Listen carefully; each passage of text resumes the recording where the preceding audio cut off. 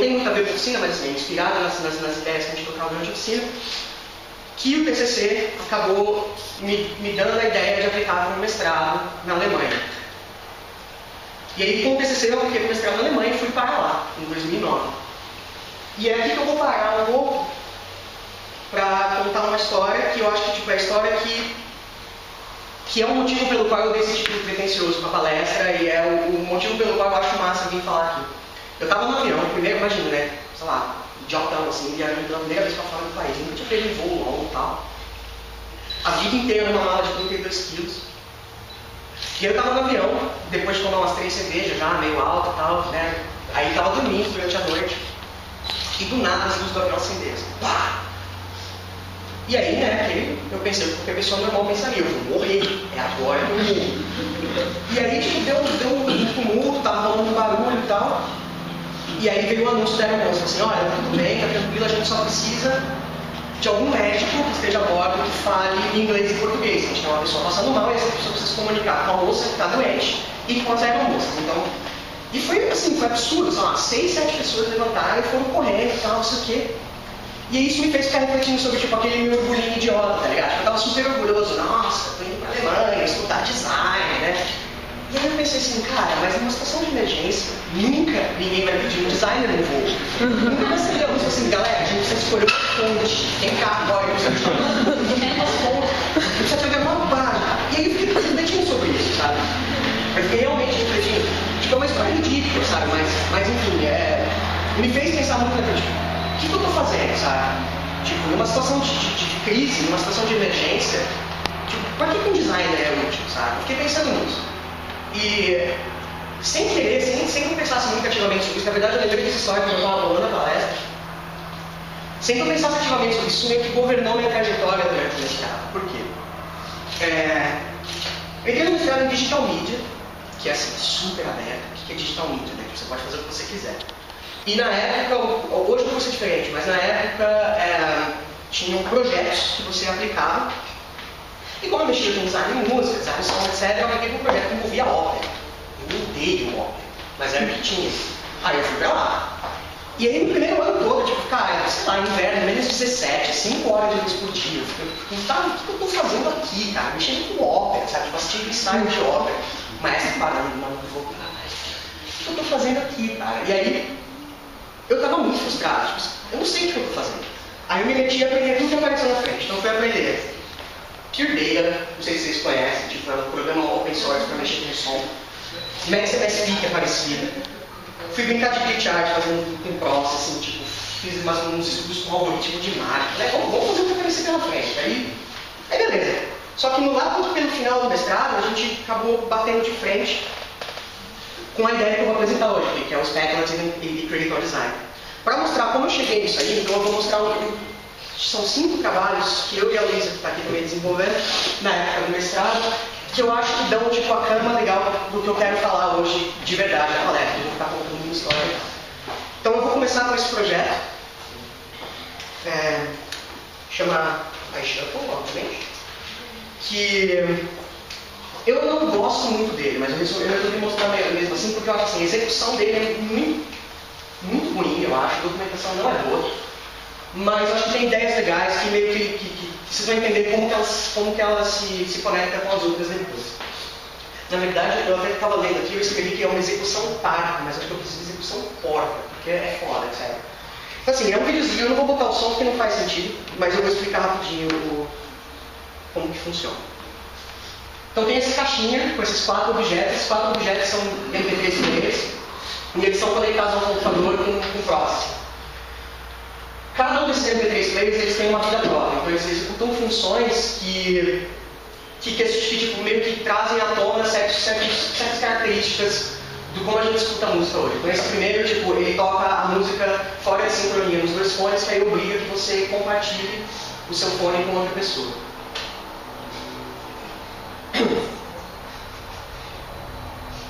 Então assim, esse é... Aí quando você toca, aí faz sentido quando 2 pessoas estão escutando. Esse segundo...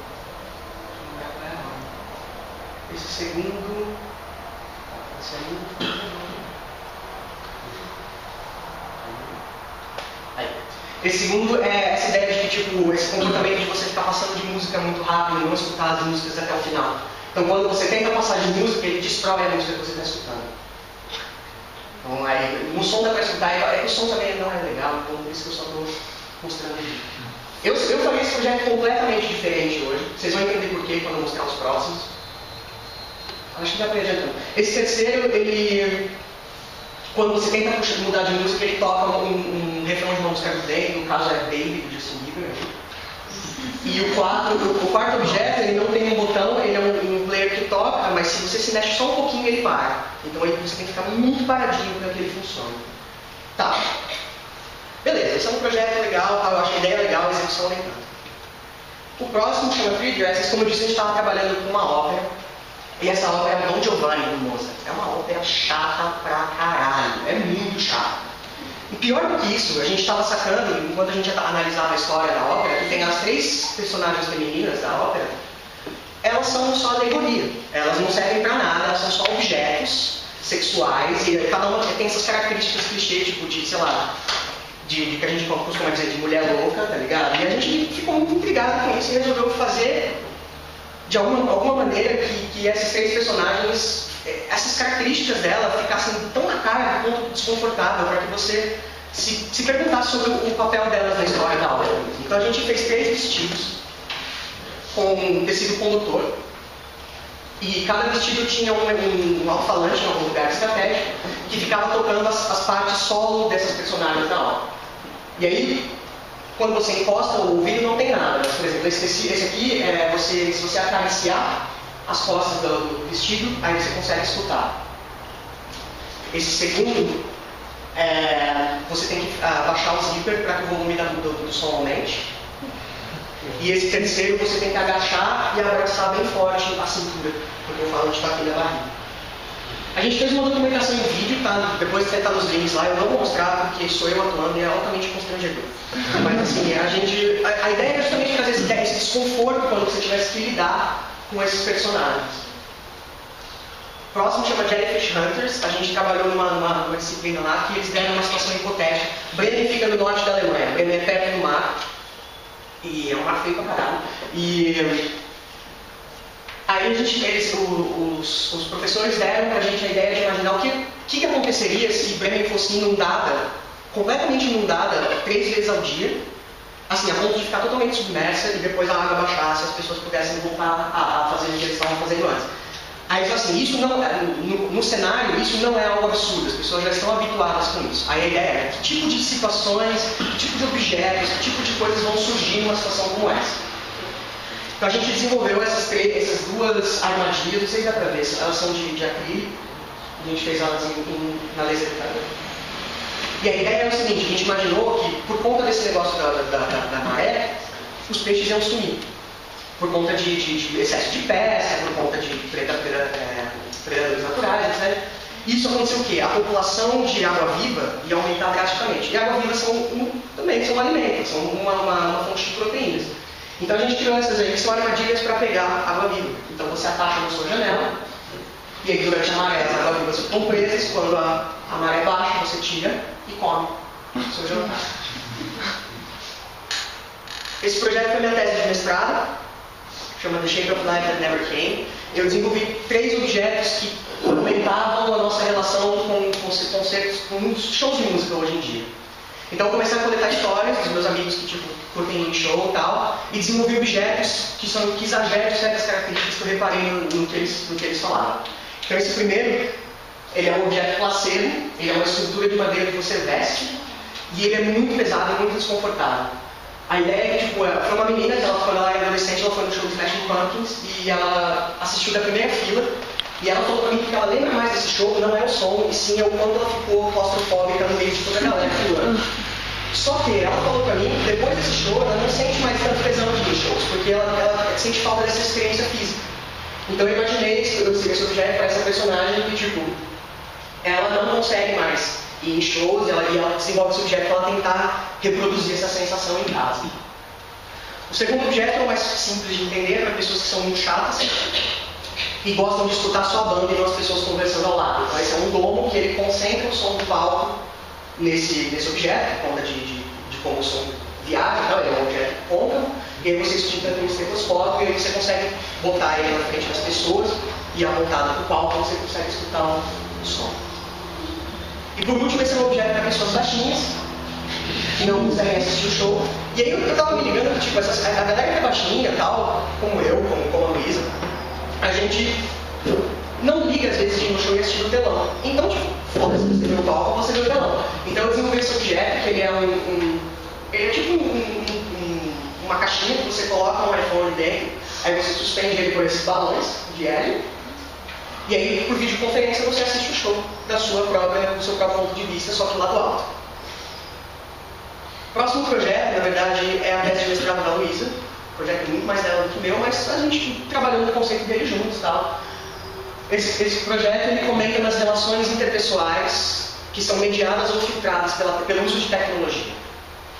Então esse primeiro é uma espécie de um headpiece, que a gente chama, que ele filtra certos assuntos que você não quer escutar. Então quando você programa, aí você coloca certas palavras, quando ele escuta essas palavras, ele joga tipo um barulhinho no seu ouvido e você não precisa ter que participar daquela conversa. O segundo objeto são para casais que ficam longe uns dos outros o dia todo.